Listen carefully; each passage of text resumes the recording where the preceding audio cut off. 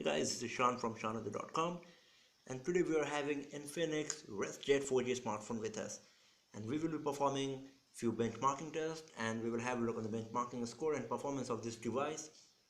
So first of all, let me tell about the specs of the device. That is, Infinix Race Jet 4G device comes with Android 4.4.2 OS. It is having a 5.0 inch QHD screen, 1.3 GHz quad-core processor, 1 GB of RAM, Mali 400 GPU, 8 GB internal memory. As I have already said, it's a 4G LTE capable device. The primary camera is of 8 MP. The front camera is 5 megapixel.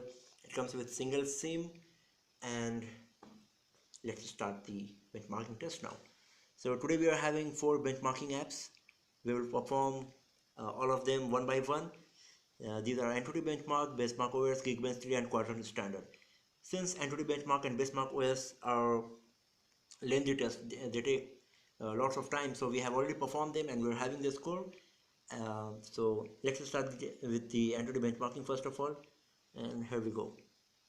As you can see here, the overall score in AnTuTu benchmarking is 19,171, and as you can see, let's have a look on the ranking to better get the idea that how good is our device in terms of performance with respect to other devices. So here you can see Samsung Galaxy S5, Google Nexus 5, LG G3, HTC One, and our device is at the end, right below the Asus Zenfone 5.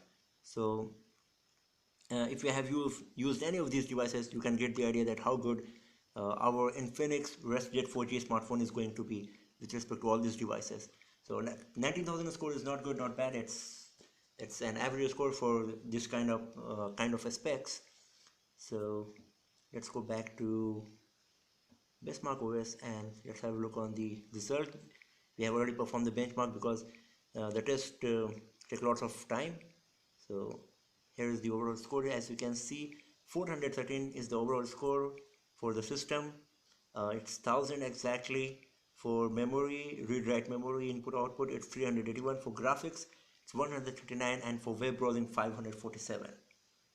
And here you can see a few of the information about the device, like the Android version, the processor used, the manufacturer's name, and the display resolution, that is QHD 540 x 960 resolution. Number of cores is showing wrong. It's quad-core processor, not the dual core. The Mali 400 GPU, as I've already said, 1.3 GHz processor. So the overall score is once again 413, as you can see here, and the system, memory, graphics, and web browsing speed.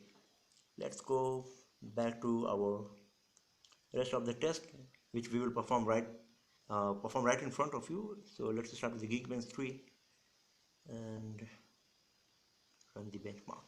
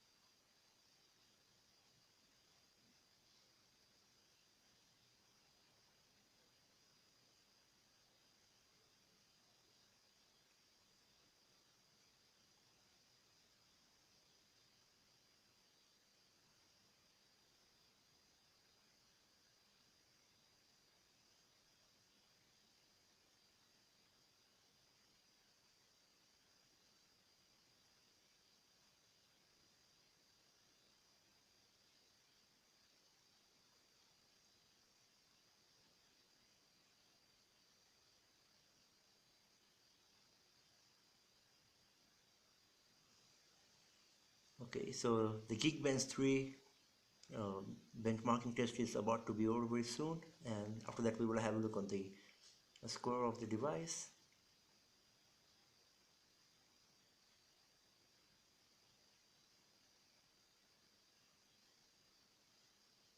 So here we go.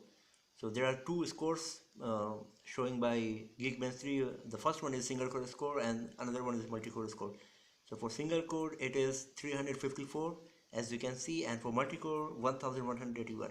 So let's go to the single core and multi-core section one by one and get the better idea of the performance. So here is the result of rest of the devices. As you can see, Galaxy S5 scored 938, which is pretty good. Let's see about our device, which is 354. Here we go.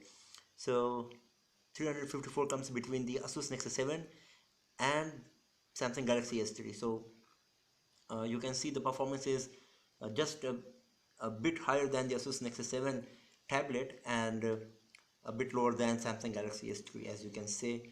So that was for the single core. Let's go to multi-core and see how good it's going to be for the multi-core. So here is once again Samsung Galaxy S5 on the top, and here we go. So our device is scored 1181, which comes between Motorola Moto X and Motorola Moto G. So the performance of Infinix Race Jet 4G is higher than Motorola Moto G, but slightly less than Motorola Moto X, which is having Qualcomm Snapdragon S4 processor, and Motorola Moto G is having Qualcomm Snapdragon 400 processor. So it's going to be a good one, because as you can see, Motorola Moto G is also very good in terms of performance in the mid-range devices, and our Infinix Race Jet 4G scored higher than this. Now let's go back to our last test for today. That's Quadrant standard. Run for benchmark. As you can see here, Quadrant standard also checks the performance of CPU, memory, input output 2D graphics and 3D graphics. So just let the test finish, and after that we will see the overall score. As you can see here, the FPS we are getting is around 50, which is pretty good for the 3D graphics and 2D graphics. It is going even higher than 50 sometimes, around 55, 56. Once again here, the FPS we are getting is 55.